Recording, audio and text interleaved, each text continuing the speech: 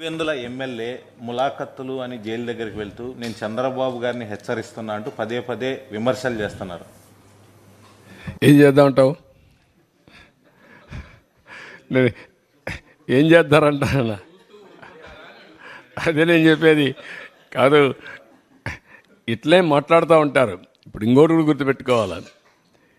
రాజకీయ ముసుగులో కరుడుగట్టిన నేరస్తులు వచ్చి రాష్ట్రాన్ని లూటీ చేసి ఆ లూటీ చేసిన డబ్బులతో ఎక్కడికక్కడ బ్రైవింగ్ ఇచ్చేసి వ్యవస్థలకే ఒక ఛాలెంజ్గా తయారైపోయారు. అది ఒక సమస్య ఉంది నాకు. ఇక్కడ మీరు గుర్తుపెట్టుకోవాలి, వ్యవస్థలో 5 ఏళ్ళు సంపాదించిన డబ్బులు ఉంది. ఏ వ్యవస్థనైనా కొనే శక్తి ఉంది.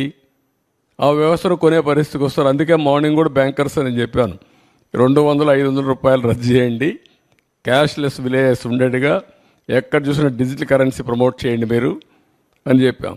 అవన్నీ ఏంటి మనం చెప్పేట్టు లాంగ్ టర్మ్లో